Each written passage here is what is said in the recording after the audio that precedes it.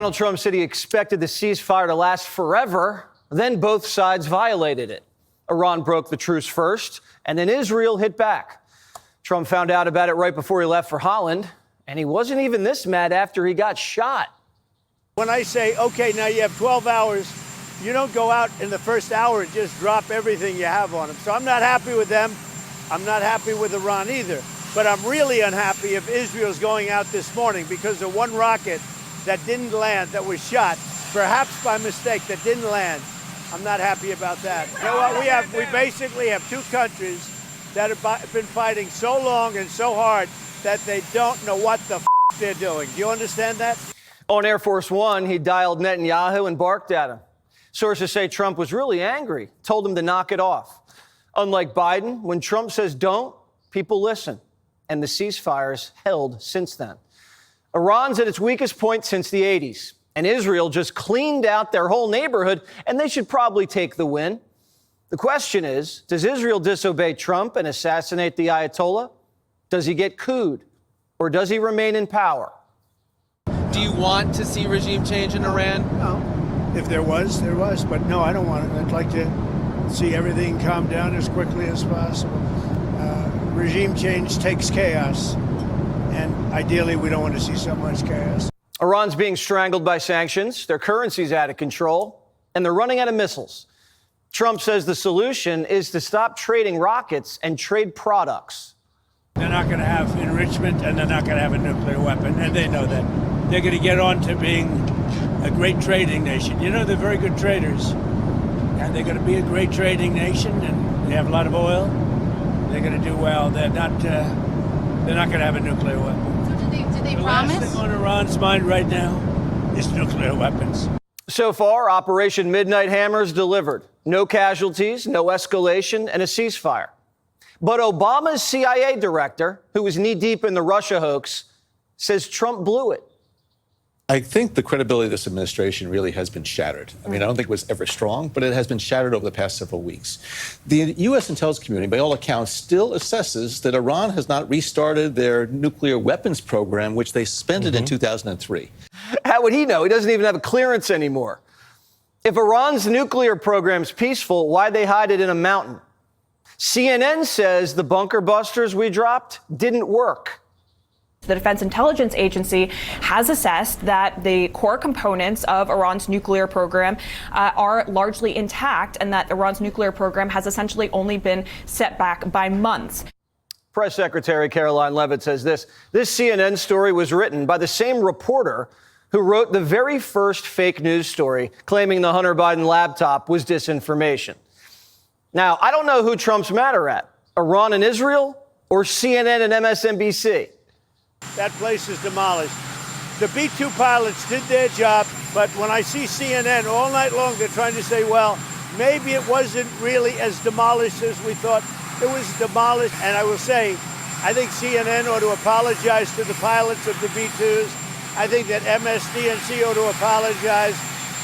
I think these guys really, these networks and these cable networks are real losers.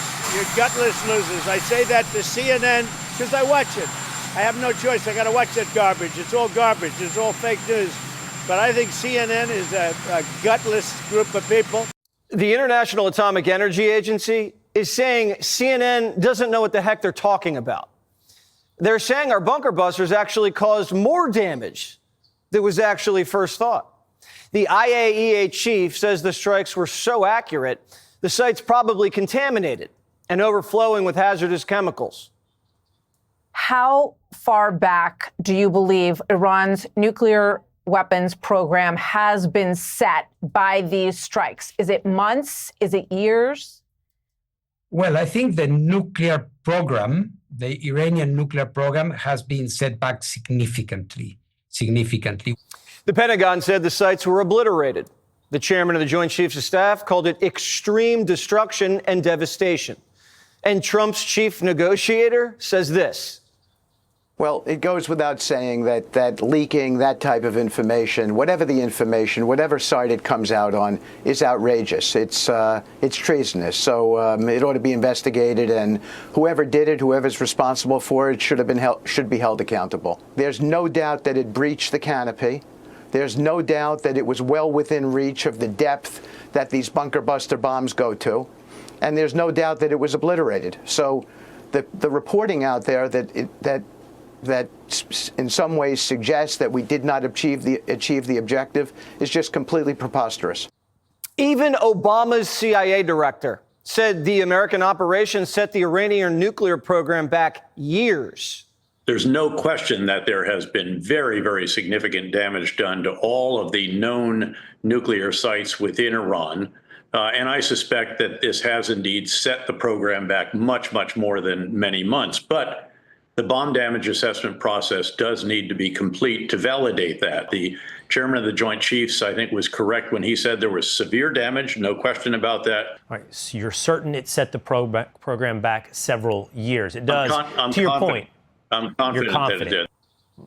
So we're dropping 30,000-pound bombs on our enemy, and the only ones saying we didn't make a dent are Iran and CNN. CNN's just parroting enemy propaganda. They're saying the people who chant death to America are mostly peaceful.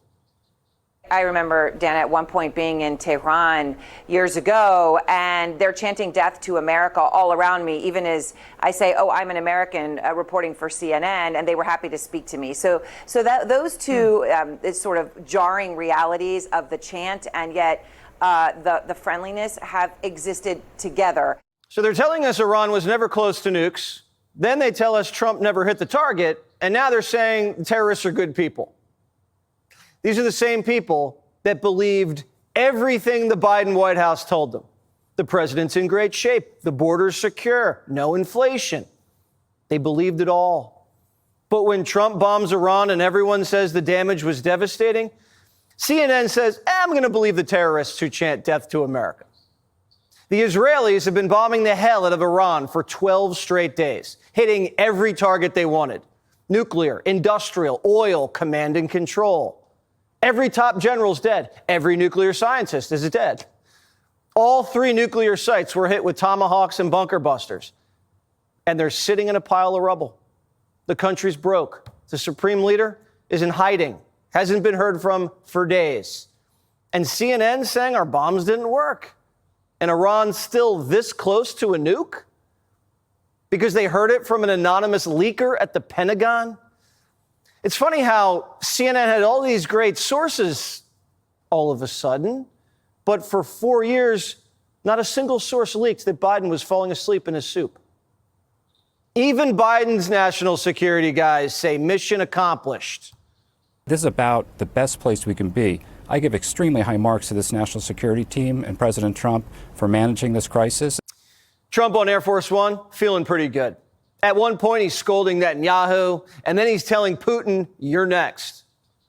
As you know, Vladimir called me up. He said, can I help you with Iran? I said, no, I don't need help with Iran. I need help with you. And I hope we're going to be getting a deal done with Russia.